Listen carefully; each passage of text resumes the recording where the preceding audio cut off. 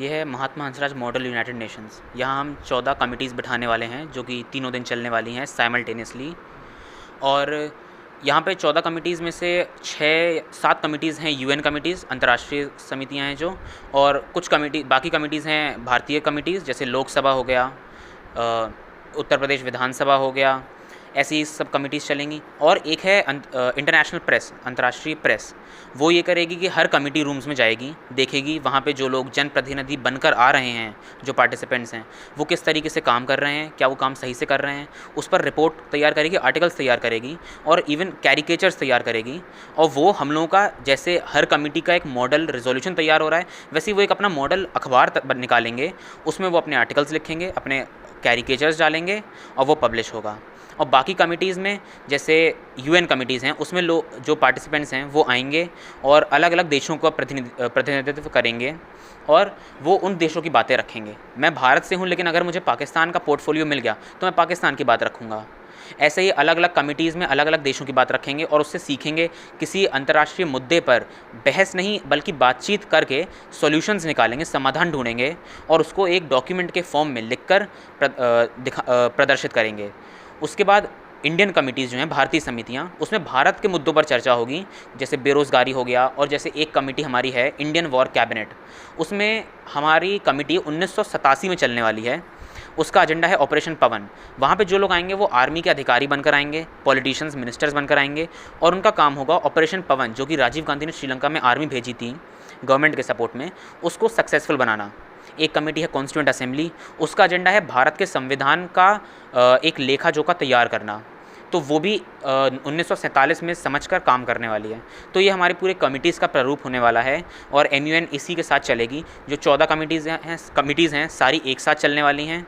तो 3 दिन तक बच्चे एक अलग ही रूप में होंगे, एक अलग ही माइंडसेट में होंगे और उनको इससे बहुत ज़्यादा सीखने को मिलेगा ही। MHMUN 12th है, ग्रैंड है, हर बार पहले से बेहतर करने की कोशिश करते हैं, इनोवेशन लाते हैं। इस बार हमारी एक G20 कमेटी है, उसमें जो एम्बेसडर्स हैं, जो स्पीकर्स हैं, they are coming from ministry. Tulika Rani ji हैं जो G20 की एक्चुअल एम्बेसडर हैं यूपी की, वो भी आ रही हैं एज अ की स्पीकर। मतलब it is so much, so big, so grand, more to learn, more to know, more to grow.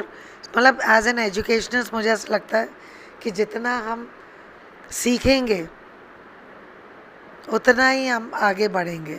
So probably anything with a perspective, with a logic will help us. आसानी से कहना कि हमारा law ऐसा क्यों है, तो उस 1919 में जाके देखो, बाल गंगाधर तिलक का पोर्टफोलियो लो, बदरुद्दीन त्याबजी का पोर्टफोलियो लो, बिपिन चंद पाल का पोर्टफोलियो लो और फिर बैठ के उस टाइम के उस मुद्दों पे बहस करके come up with a new bill what you want. So that's learning, it is history coming alive and we have all from all over, Jammu से, जयपुर से, इंदौर से, दिल्ली से, बैंगलोर से, चंडीगढ़ से, हर जगह से बच्चे आ रहे हैं। मेरी एग्जीक्यूटिव बॉडी आ रही है। We are very excited, Jhansi is excited, Hansraj is excited, because we are sure that you know it is going to be a good one. और सबसे ज़्यादा मुझे इस बात से खुशी होती है कि जब मैं पहले साल कराया था तो ज़्यादा दिल्ली के बच्चे थे, झांसी के कम थे। 120 से स्टार्ट किया था, लेकिन 120 से 1400 में जितना झांसी के बच्चों ने सीखा है, I am so proud of them.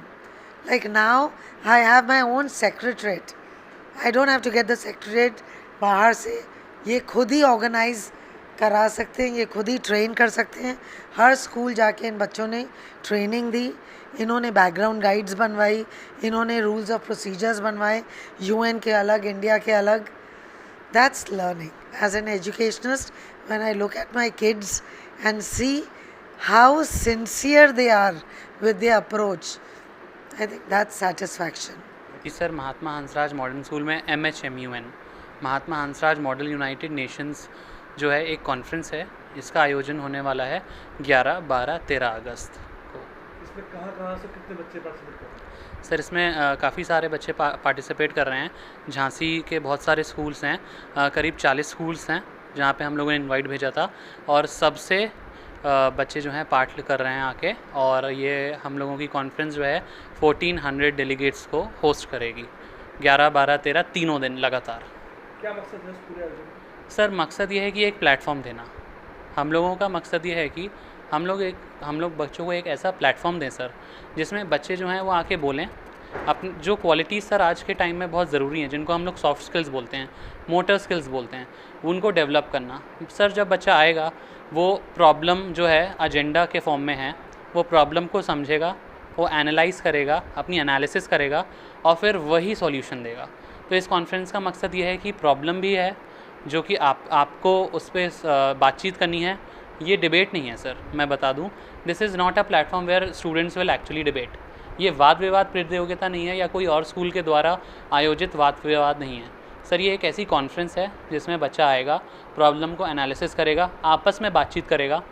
जो इंडियन कमिटीज़ हैं सर, उसमें बच्चे को पोर्टफोलियो मिलेगा मिनिस्टर्स का, मंत्री लोगों का, और वो उन्हीं की वेशभूषा में कोशिश करेगा आने की और उन्हीं के जैसे बात करने की, और वो अपना पक्ष जो है उन्हीं के जैसे रखेगा।